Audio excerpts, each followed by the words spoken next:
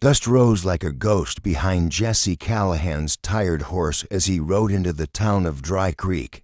His boots were worn through at the soles, his duster coat had seen better days, and his eyes, once as sharp as the morning sun, now looked dulled. With hardship, he had once been a renowned cattle wrangler, but a string of bad winters, a drought, and the loss of his brother in a range war had left Jesse with nothing but a horse named Whiskey, and a scar he didn't talk about. Dry Creek wasn't the sort of town to offer handouts, but Jesse wasn't looking for pity. Just a bed, a warm meal, and maybe a job if fate was kind. As he tethered Whiskey outside the dusty Spur Saloon, he heard laughter and piano music spilling into the street.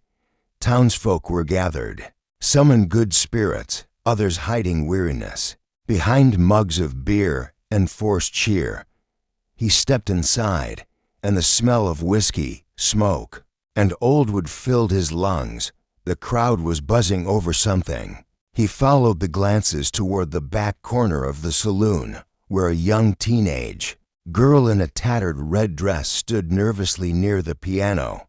"Get off the stage, Songbird," someone hollered, throwing a peanut shell at her feet.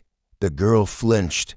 Her name, Jesse would learn later, was Lark, a runaway with a voice she believed was meant for something more than washing dishes and being shouted at. But right now she looked terrified, cornered by a crowd that didn't see her gift, just saw a poor girl getting above herself. Jesse didn't know why he stepped forward. Maybe because he saw himself in her, beaten down, trying to find a way back up. Maybe it was her eyes, brave but bruised. Or maybe he was just tired of watching the world mock the softest voices. "Let her sing," Jesse said, loud enough to hush the corner. A few men turned, sizing him up. "Who the hell are you?" Someone who's heard worse voices in this town, and clapped anyway. He answered. Lark looked at Jesse with cautious gratitude. The saloon keeper, a burly man named Boone, squinted. "She makes folks drink less." "Cowboy, bad for business." "Then you ain't been listening right," Jesse said. "Give her one song. If it stinks, she leaves. If it don't, you give her a stage." Boone rubbed his jaw, smirking. "You vouching for her, Drifter?" "I am." Boone grinned. "Then if she stinks, you pay for every beer they didn't buy." The crowd laughed. Jesse just nodded and stepped back, giving Lark a subtle nod of encouragement. She swallowed, nodded back, and turned toward the piano. Her fingers trembled, hovering over the keys, and then she began. Her voice hadn't come yet, but what was rising inside her would change everything. Lark closed her eyes. The piano keys under her fingers were out of tune, some barely responsive. Her heart pounded so loud she feared it would drown out the first note. A single cough in the crowd made her hesitate, but then she remembered the cowboy, that stranger with the kind eyes and steady voice who had stepped in for her when no one else had. She opened her mouth. At first, it was a whisper, a soft, wavering melody barely audible above the clinking glasses and murmuring voices. But then, something inside her cracked open, like a bird escaping a cage. Her tone grew delicate, aching, and full of a kind of sorrow that only someone who had been forgotten by the world could carry. The saloon fell silent. Every poker chip paused mid-hand. The bartender stopped pouring. Even Boone, arms crossed and ready to laugh, leaned forward slightly. Lark sang of rivers that carried away dreams, of railroads that never came back, and of mothers who hummed lullabies to children they had to leave behind. Her voice wasn't loud, but it filled every inch of that room. High, clear notes wrapped around wooden beams and filtered through whiskey glasses like light through stained glass. Jesse stood at the bar, hands resting on the worn counter. He didn't blink. He had heard opera singers, saloon warblers, and even traveling performers. But Lark's voice was different. It was raw, it was wild, and it carried something unpolished but undeniably powerful. It wasn't just music. It was truth. When the song ended, the silence lingered.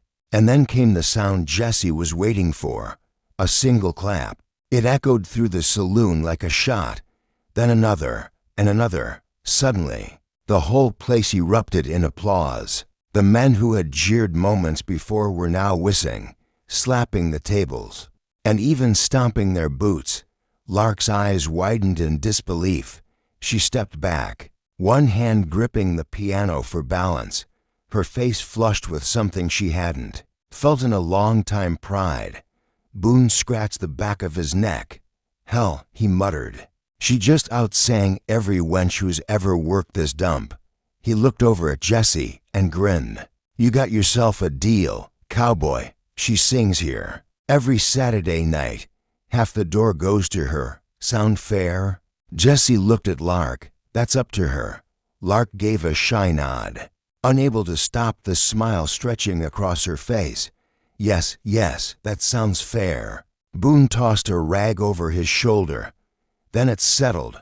Drinks on the house tonight, courtesy of our new Nightingale," as the saloon crowd roared in celebration.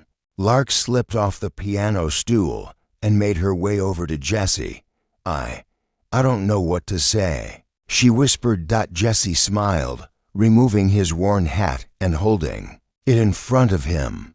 "Say thank you by never giving up that voice, even when the world tells you to hush." She stared up at him with a mixture of wonder and respect. "Why did you help me?" Jesse paused for a long moment. "Because once upon a time someone helped me, and I didn't listen. It cost me more than I can explain." Lark didn't ask more. She didn't need to. The pain in his voice said it all. That night, as the music picked up and laughter returned to the saloon, Jesse sat alone at the corner table, sipping a weak beer. Lark sang to more songs different from the first, but still just as moving. And each time, the applause grew louder. He knew trouble would find her again. Girls like her didn't rise in silence.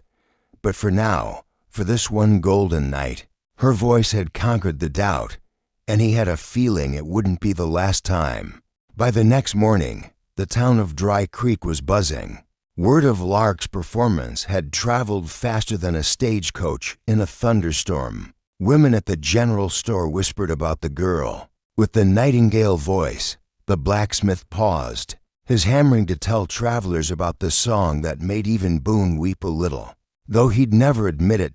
Jesse Callahan, however, stayed in the shadows. He sat at the edge of town beneath an old cottonwood tree, sharpening a knife he barely used anymore.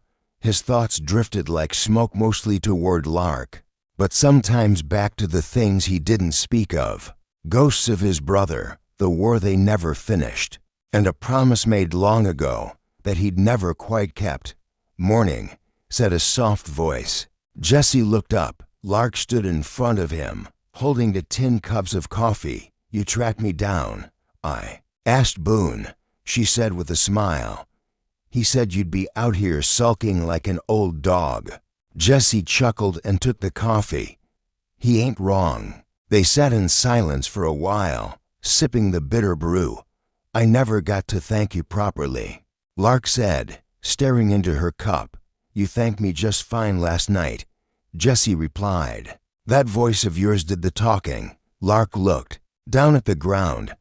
"My pa used to say a girl with a loud voice was a girl asking for trouble." Jesse's jaw tightened. "And what happened to him?" "Don't know," she said with a shrug. "Too casual to be true. Left when I was 10. Mama died to Winter's back. Since then, I've been singing in barns and sweeping up after folks too drunk to remember my name." Jesse didn't press her, but the silence between them felt heavier now.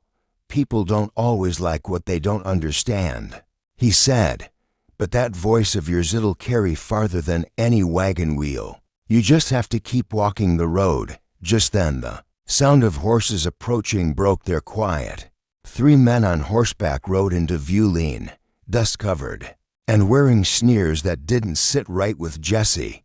The lead rider, a man with a jagged scar along his cheek, tipped his hat toward Lark. Heard there's a new star in town. Sang. Like an angel, they say. Lark shifted uncomfortably. Jesse stood up slowly. You got business here. Scarface grinned. We're just admirers, friend. Figured we'd meet the girl before she got too big for Dry Creek.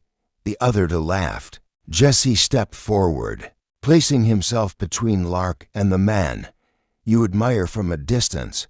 One of the riders spat into the dirt. You got a real protective streak, Cowboy. I've seen what snakes do when they get too close to the fire.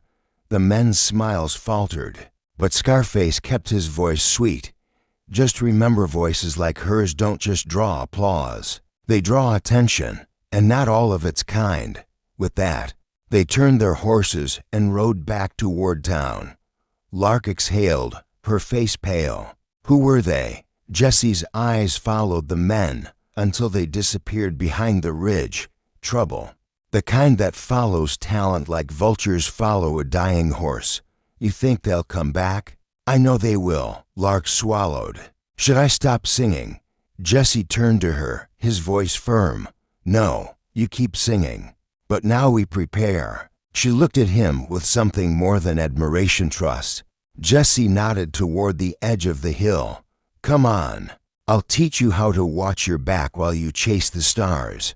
As the wind picked up and the cottonwood leaves rustled above them, the two walked side by side, one carrying a gift the world wasn't ready for, the other a weight the world had long forgotten. Both had scars, and both were now bound by something deeper than chance, because in the Wild West, talent was gold, and gold always attracted bandits. The next Saturday, the Dusty Spur Saloon was packed to the rafters. Word of Lark's voice had drawn folks from as far as Iron Ridge and Whisper Valley. The piano was freshly polished, lanterns were lit early, and even Boone wore a clean shirt, though he still smelled like whiskey and pipe smoke. Jesse stood near the back wall, arms crossed, hat pulled low. He didn't like crowds, but more than that, he didn't like the men in the crowd. He saw them, the same three from earlier, leaning against the far bar, pretending not to look at Lark, but they were watching. He noticed one of them pass a few coins to another man, rough-looking, with a knife strapped to his thigh and a scar across his knuckles. Jesse's eyes narrowed. Lark walked out from behind the curtain in a simple navy blue dress Boone's wife had stitched for her. Her dark hair was pinned up, a silver pendant resting gently at her throat. She looked calm, poised even, but Jesse could see the slight tremble in her hands. She caught his eye, and he gave her a single nod. That was all she needed. The moment her fingers touched the keys, the room hushed again. This time, she sang not of sorrow, but of hope, of red dawns, wildflowers after fire, and horses that always found their way home. Her voice soared, stronger, now more confident. The crowd was spellbound. But Jesse's eyes weren't on the stage. They were on the shadows. One of the three men slipped toward the back door. Jesse moved too, silent as a ghost. Up back, the moonlight bathed the alley in silver. The man lit a match and brought it to his cigarette, only to freeze when Jesse stepped out behind him. You make it a habit to sneak out during songs? Jesse asked. The man turned, smirking. Nature calls. Try again. Listen, Cowboy. You're sticking your nose where it don't belong. Jesse drew his revolver in one smooth motion. You threatening me? Just saying the girl's good. But good don't mean safe. Some folks out east heard her voice. Big folks. And they pay real well to own what shines. Jesse's grip tightened. She ain't for sale. The man laughed. Everything's for sale out here. A hard punch ended the conversation. Jesse struck fast and clean, dropping the man before he could reach for his knife. He dragged him behind a stack of crates and returned inside, jaw set like stone. On stage, Lark was finishing her second song, met with thunderous applause and even a few tears. Jesse pushed through the crowd, eyes sweeping the room. The other two weren't there. That's when he saw them through the saloon windows. A wagon, horses, and a figure trying to slip through the back entrance near the kitchens. He didn't wait. He rushed past the bar, shouldering through the curtain, and grabbed Lark's arm just as she stepped off stage. "What's wrong?" she whispered, startled. "Come with me." But the show, no time. He pulled her through the back hall and out into the alley. Just as they turned the corner, two men stepped from the shadows. "There she is," one snarled. Jesse didn't hesitate. His revolver was out, pointed steady. "Walk away. You got no idea who we work for." The other hissed. Jesse cocked the hammer. "And you got no idea who I've buried." A tense standoff followed, dust swirling, moonlight catching steel. Finally, the men backed off. "This ain't over, Cowboy," one warned. "People with money don't like to be disappointed." They vanished into the night, horses clattering down the alley. Lark stood frozen. "They were trying to take me." Jesse looked at her, voice low. "They're not done. You're not just a girl with a voice anymore, Lark. You're a threat to every man who thinks he owns beauty." Tears welled in her eyes, not from fear, but rage. "What do I do now?" Jesse holstered his revolver. "You fight with your voice. And if they come again, I'll be standing right here." The saloon doors creaked open behind them. Boone stepped out, holding a shotgun. "Next time, Cowboy," he said, "don't leave me out of the fun." Jesse gave him a tired smirk, because, in Dry Creek, a storm was coming, and for the first time, the town had something worth fighting for. The next morning, Jesse brought Lark to the sheriff's office. Sheriff Thorne was a heavy-set man with thinning hair, a thick mustache, and a face carved by suspicion. He sat behind a battered desk, booted feet crossed and propped up, chewing tobacco like it was a full-time job. He barely looked up when Jesse stepped in. "Callahan." Thorne grunted. "Thought you were still drifting." "I was. Now I'm not," Jesse replied, stepping aside so Lark could enter behind him. The sheriff's brow lifted. "She the one everyone's been talking about? The songbird?" "She is. And someone tried to take her last night." Thorne sat up slowly. "What kind of someone?" Jesse crossed his arms. "3 hired men. Same ones who came sniffing around earlier in the week. Said some folks out east want to own her voice." "Own her voice," the sheriff repeated, scoffing. "What's next? Owning thunder? She's not safe." Jesse said, "Serious now. Not unless we take this seriously. They'll be back, and next time, they'll bring more than threats." Lark spoke up, her voice firm. They waited until the song ended. One tried the back door. They had a wagon waiting. Thorne rubbed his face. "You saying this town's got a kidnapping ring?" "I'm saying this girl's gift is drawing attention," Jesse replied. "And we either protect her or bury her." The room went quiet. Finally, Thorne leaned back. "You're not wrong. I heard whispers myself, stage managers in Chicago, asking about a girl who sings like a meadowlark. But Jesse," he hesitated, "I got no deputies left. One ran off with a saloon girl. The other joined a cattle drive. I'm not asking for a badge," Jesse said, "just backup eyes. Warnings if strangers come poking around." Thorne gave a slow nod. "Fine, you got it. But tell her to keep her head low." "I won't hide," Lark said quietly, but firmly. "Not for them, not for anyone." Thorne smiled. "You got grit, girl. That'll serve you better than a pistol." That night, Jesse stayed posted near the saloon's second floor, watching over the stage through the slatted shutters of the balcony. His rifle leaned beside him, ready. He saw strangers enter, some looking for drink, others for a glimpse of the girl who could tame a room with a single note. Boone kept the bar loud and cheerful, but the tension under the laughter was unmistakable. When Lark stepped onto the stage, again, something changed. She wasn't nervous anymore. She stood straight, proud. Her voice rang out like a bell through the canyon, singing not sorrow, not hope, but defiance. It was a song Jesse had never heard before. She'd written it, he realized. Lyrics that told her story of being silenced, mocked, chased, and now, standing tall, every word hit like a hammer. Every note was a bullet aimed at the people who thought they could cage her.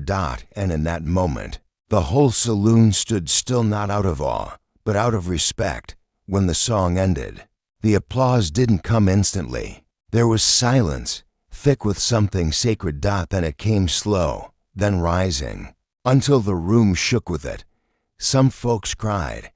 Others stared, dumbfounded. Sheriff Thorne, watching from the back, removed his hat. Jesse felt something shift in the room, something deeper than appreciation. It was as if the entire town had seen her, truly seen her for the first time, not as a poor girl, not as a novelty, but as a force. After the show, Lark walked off stage and joined Jesse outside. Under the stars, was that song too much? She asked. No, Jesse said. It was finally enough. She looked up at him, hopeful. Do you think they heard it? The ones out there, they heard it, he said. And now they know they can't own what was born to be free. She smiled, then leaned against the post beside him. Then let them come. Jesse looked toward the horizon, where darkness met the hills. They will, but now they won't be facing just a girl. They'll be facing the voice of Dry Creek. 3 days after her most powerful performance yet, Lark's name was written on posters. Not wanted, but featured. Boone had tacked a sign outside the saloon. Saturday night, Lark sings again. People came just to touch the doorway. She walked through. Ranchers offered coins just to reserve a seat. A preacher even came by and asked if she'd consider singing at church. But Jesse saw the shadows in the corners, too. That same morning, a stranger arrived in town. He rode a black stallion and wore a charcoal suit defined for the frontier. His hat was wide, boots shined, and he carried a cane he didn't need. His name was Nathaniel Greaves, and his smile didn't reach his eyes. He asked questions, too many questions. At the general store, at the barber shop, even at the blacksmith's, where no one ever asked anything but how much. When Greaves walked into the saloon, Boone's hand subtly dropped under the bar. Jesse, already at his usual table, felt every muscle in his body tighten. Greaves walked directly to Lark, who sat by the piano scribbling lyrics. You must be the voice everyone's been humming about, he said smoothly. Lark looked up. Depends. Who's asking? I represent the Grand Continental Music Hall in Chicago. I've come with a contract. Jesse stood immediately. I'm not interested, Lark said before Jesse even reached her side. Greaves' smile sharpened. Surely you don't mean that. We offer housing, gowns, voice tutors, and orchestra.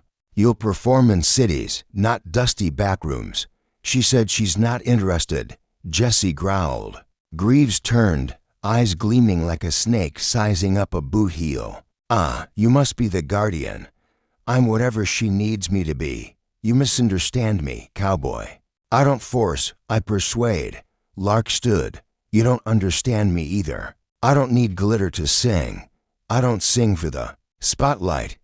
I sing because I survived. Greaves chuckled. Everyone has a price, even survivors. Lark stepped closer, her voice ice. If I'm for sale, why are you the one begging? Boone let out a low whistle from behind the bar. Greaves' jaw tightened. I'll give you time to reconsider. Don't bother, Jesse said. She just answered you for good. Greaves gave one last thin smile, turned on his heel, and walked out. But Jesse knew that kind of man, the calm ones, the clean ones. They were worse than the thugs. They had power, influence, and people in their pocket. Greaves wouldn't give up. He'd simply change his approach. That night, Dry Creek burned. Not the whole town, but the old church caught fire. Then the feed store. Then the stables behind the saloon. It wasn't a coincidence. Jesse and Boone helped bucket brigade the flames, while Lark helped gather frightened townsfolk into the square. The fire roared, crackling in the wind like war drums. The sheriff arrived breathless, pistol drawn. "This is arson," he barked. "They're trying to draw us out." Jesse looked toward the hills and saw the silhouette of a rider watching. The chaos. "Greaves, we're not dealing with a manager," Jesse muttered. "We're dealing with a man who thinks he owns people." Lark stood beside him, her cheeks blackened with soot, her dress singed near the hem. "He wants me scared." Jesse turned to her. "Are you?" She shook her head slowly. "No, I'm angry." Jesse gave her a short nod. "Good. Let that fire burn inside now. That's where your next song's gonna come from." Boone walked up, ash on his arms. "You think he'll strike again?" Jesse stared toward the darkness where Greaves had stood. "Not tonight, but he will." Lark looked around at the townsfolk, some helping, some crying, others just standing still in the smoke-filled square. "He thinks he can buy me, burn my home. But what he doesn't get." She looked back at Jesse, her voice full of steel. "I am the fire now, and for the first time in Dry Creek's history, a town famous for its silence had found its voice." 3 nights after the fire, the dusty Spur Saloon was silent. No music, no laughter, no clinking glasses, just a heavy, waiting hush. Lark stood behind the red curtain, hands trembling not from fear, but something deeper, resolve. Jesse stood beside her, loading his revolver calmly. "You sure you want to do this?" he asked. Double quotes, "Yes." She whispered, "If I stop singing, he wins." Jesse looked at her with quiet pride. "Then we finish this." Boone waited out front, a shotgun hidden behind the bar. Sheriff Thorne stood near the door, his badge polished and his expression grim. The entire town was packed inside, shoulder to shoulder, faces lit by oil lamps and flickering candlelight. There was no music tonight, just tension, a storm without thunder. And then the front doors opened. Nathaniel Greaves stepped inside, flanked by 4 men dressed in black coats, guns at their hips, arrogance in their eyes. His expression was polished calm, but it didn't hide the venom beneath. He walked down the center of the saloon like he owned it. "I offered gold," he said, voice smooth. "But gold wasn't enough. So now I come to take what I should have already had." Jesse stepped into the open. "You'll leave with nothing but regret." Greaves chuckled. "You, a broken cowboy and a girl with a voice? You think you can stop the East from swallowing the West whole?" "No," Jesse said, "but she can." And with that, the curtain parted. Lark stepped out slowly. The saloon was dead silent. She looked Greaves in the eye, raised her chin, and sat at the piano. And then she began to sing. But it wasn't sorrow, and it wasn't even defiance. This was freedom. The song soared like wind over plains, like eagles screaming into dawn. She sang of chains broken, of fire survived, of voices rising where silence once ruled. Her voice was no longer a gift, it was a weapon. The crowd stared, stunned. Greaves froze in place. Lark's voice grew louder, stronger. Every note struck like a hammer against everything he represented. And the town stood behind her, shoulder to shoulder, no one speaking, no one moving, just listening. Even the outlaws began to shift. Jesse stood like a statue, hand on his pistol, eyes locked on Greaves. But Greaves didn't reach for his gun. He just stared, something cracking inside him. When Lark finished, the last note echoed like a prayer. Silence followed. Long, deep, reverent silence. Then Sheriff Thorne stepped forward. "She's under Dry Creek's protection," he said clearly. "That voice belongs to no man. And if you try to take her again, you'll answer to every one of us." Greaves said nothing. Jesse moved closer, eyes hard. "You said she was gold. but you never understood she's not gold. She's fire, and fire don't belong to anyone. Greaves slowly backed away. His men followed. No shots fired. No threats left to give. They left the saloon into the night, swallowed by the dust and dark. No one clapped. Instead, the entire room rose to its feet, not in ovation, but in solemn tribute, like a town that had just seen a battle not of bullets, but of soul. Lark stood from the piano, tears in her eyes. Boone raised a glass to the girl who gave us our voice, and finally, applause. Loud, thunderous, real. The next morning, Jesse packed his saddle. Lark walked up behind him, holding a wrapped package. I made this for you. He opened it to find a harmonica etched with the words, You gave me silence, and I turned it into song. He smiled. I'm staying, she said. This is my town now. I know, he said, and it's better for it. Where will you go? He looked out at the sunrise. Wherever the next voice needs protecting. She hugged him tightly, and as he rode off, the wind carried a soft hum behind him, her song, still alive, still powerful, echoing across the plains. Because sometimes the strongest voices come from the smallest souls, and sometimes the West doesn't need a gun. It just needs a girl with a song the world can't silence.